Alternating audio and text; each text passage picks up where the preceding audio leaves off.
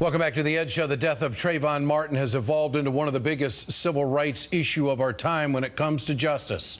Yet one former NAACP leader is using the tragedy as a way to attack two key civil rights leaders today.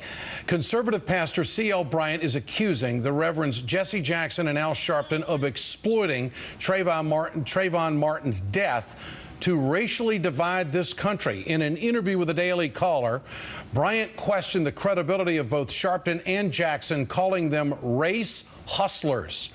Bryant also said Trayvon Martin's family, quote, should be outraged at the fact that they are using this child as the bait to inflame racial passions.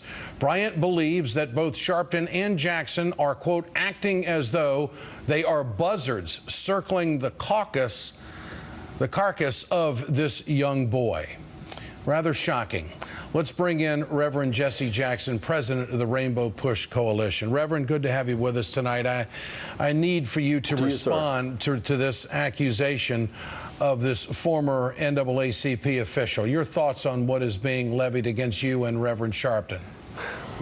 Well, we really shouldn't dignify it. It is not true. It is a diversion from the fact that a man was disobedient to an appeal by 911 to not pursue Trayvon. He did pursue him. He did kill him. And I must say a very revealing tape, which is the real issue tonight. It's not the opinion of Reverend Sharpton. The issue here tonight is that you have a case where you got two stories. It seems that there has been some tampering, no blood shed, no bandages. If he was hurt as severely as they said he was, they should have taken him to the hospital. No blood, no bandage, and then an awesome friendship. This is so casual. Taking the guy who has just killed someone because he's their friend.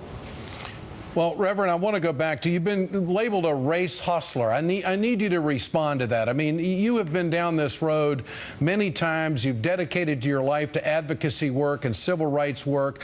You're on the forefront of the civil rights movement. Yet someone, Pastor C.L. Bryant, is accusing both you and Al Sharpton of exploiting the death of this young man. You that.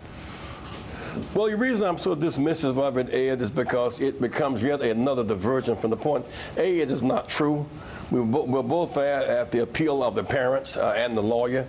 The issue, if we did not go to the rescue, so whether we're going to Gina or going to Katrina, or fighting to free Mandela, or fighting for the public accommodation bill, fighting for the right to vote. When Dr. King led the marches, Ed, in Birmingham, and young Americans went to jail, they accused him of exploiting the youth.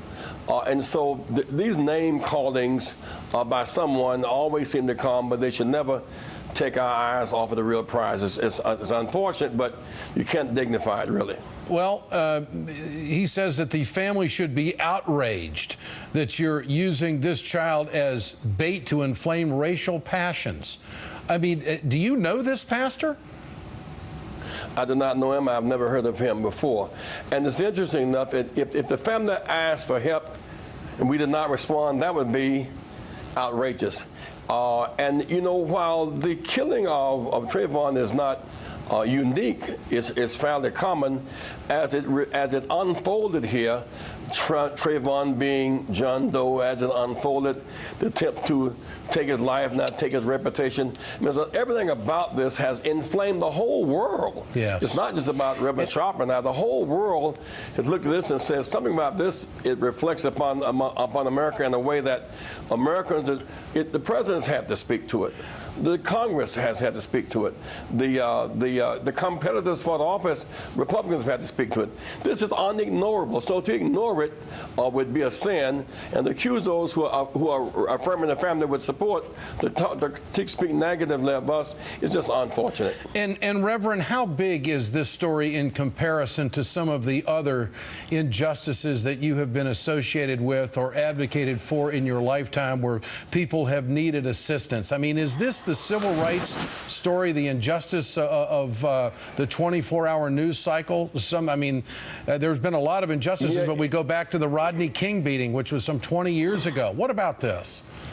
It's one of these transformative moments potentially. You know, Emmett Till killed, and in 3 weeks, those who killed him were tried in a 6 or 7 minute deliberation. They say it would have been longer, but they stopped to get a pop, and they thought he was guilty, except that the crime did not warrant the killer going to jail. And yet, Mrs. Parks asked her one day, "Why did you not go to the back given the risk?" She said, "I thought about Emmett Till, I couldn't go backwards."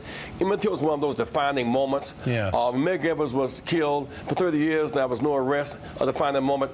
I think the Trayvon's case is one of those, if you tie a voter card to the hoodie and inspire the generation to fight back for justice and overcome racial disparities and therefore engage in racial healing, it's a defining and a very positive moment. We take out of this crucifixion a kind of resurrection with new hope and tremendously new possibilities. There's a dialogue taking place now that could render good for all of us. Okay, I want to play the videotape, and I want to get your response. This is the videotape of George Zimmerman coming into the Sanford police house just a short time after shooting and killing Trayvon Martin. What's your impressions of the videotape? Well, first, the casualness of it. A man just killed someone, but no bloody head, no bloody nose. And as the chief said, the officer patting him down rather casually could be his fingerprints on what would be evidence, the wet back. But it's so different than the report that we heard. I mean, where is, since they know who Trayvon Martin was, why John Doe? And why keep him in the morgue for 3 days away from his family? Everything about, but this is the same police department now where a homeless black man was beaten severely, and the beater walked away. It happened to have been, however, a son of one of the police, who's still on the force, by the way. So this looks like tampering. If Martin Luther King were alive today, would he be in Florida at these rallies? Absolutely was, just as he was at the funeral of Meg Evans. He would be there. Just as he was at the graduation with Little Rock 9, he wouldn't be there because this is the right thing. It's one of those teachable moments for America. Let's learn from it and let's get the best out of it. There's a new South, a new possibility. We must not let our dreams be destroyed by this act of criminality. Reverend Jesse Jackson, thank you for your time tonight. I appreciate it. Coming up, former Florida Congressman Alan Grayson reacts to tonight's major developments in the Trayvon Martin case. We'll be right back.